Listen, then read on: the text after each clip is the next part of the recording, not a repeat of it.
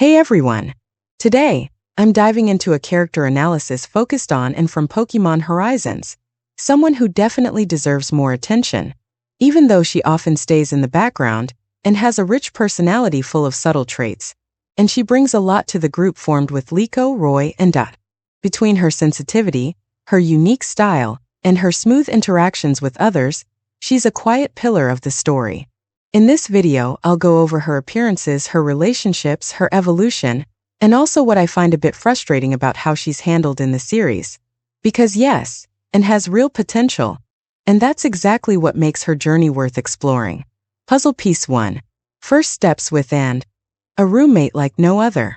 From the very first episode, we meet Liko's roommate. She stands out with her slightly messy vibe, reflected in her outfit. Her hair buns decorated with plants resemble cottony puffballs, with leaves underneath, possibly a nod to the grass type.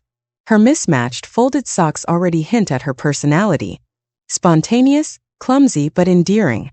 In her early interactions and comes across as more open than Liko, who struggles to express herself. When she discovers her Pokémon Oshawott, we immediately feel a sense of trust. Their bond is natural and they share similar traits. Curious, lively, a bit unpredictable.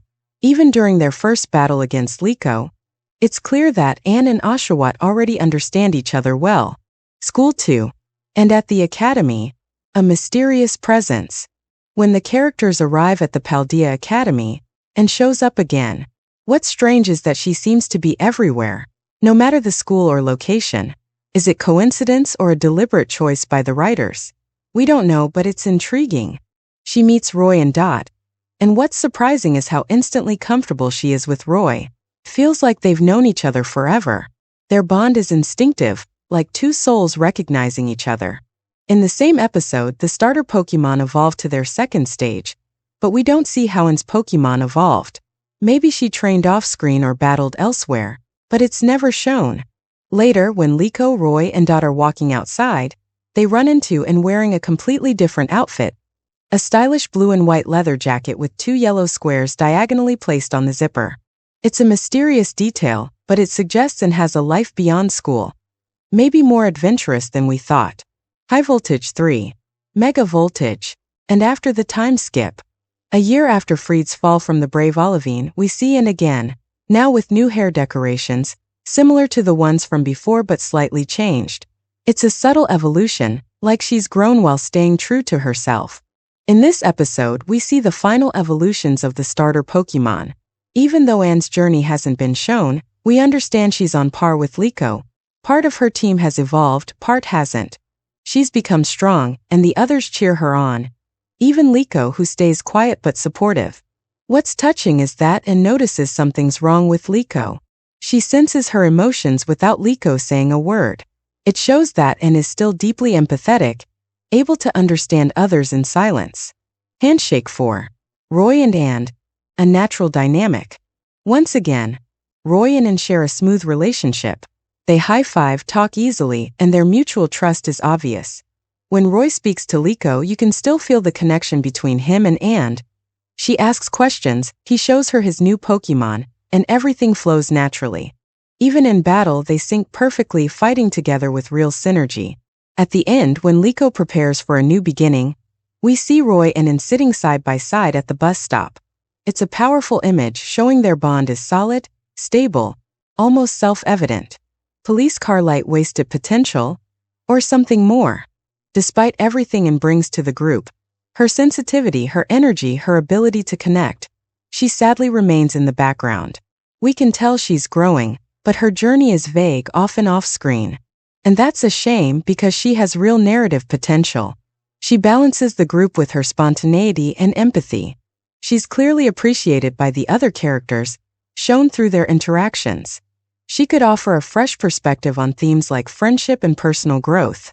But then some things don't quite add up. She appears in multiple places, Paldea, outside during the group's walk, and later at the Kanto Academy in Mega Voltage, without clear explanation. She's Liko's roommate in Kanto, despite being from a different region. She's present when the Volt Tacklers are looking for Liko, and disappears just before the explorers arrive. And when she's gone, Ametheo shows up. Almost like someone knew Liko was alone. Magnifying glass tilted left bonus. What if N is more than she seems? Fans have started imagining alternate roles for and some serious, some totally wild, but let's be honest, way too fun to ignore grinning face with smiling eyes. Woman Detective Theory 1, the undercover agent, and might be secretly linked to a faction watching over Liko. Her timing, her outfit change, and her emotional intuition all point to something deeper. Maybe she's playing a double game, protecting Liko while hiding a mission. Performing Arts Theory 2. The kind-hearted infiltrator, Looker/Belladonni's style. Like Looker, aka Belladonni's in French, she could be part of a secret organization but working for good. She protects Liko while keeping her true role hidden. If she ever pulled out a badge and said, "Mission complete," the fandom would explode. Trophy Theory 3. The classic trainer path. The most believable theory, and is quietly pursuing her own badge quest off-screen. She battles gym leaders, trains her team, and grows in her own way.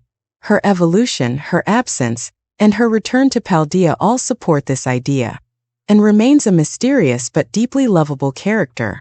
Whether she's a spy, an infiltrator, or just a dedicated trainer, she deserves more spotlight in Horizons. And even if the secret agent idea was a bit wild, I had a blast imagining it. But hey, if she ever turns around and says, "I've been on a mission this whole time," I'll laugh harder than anyone loudly crying face.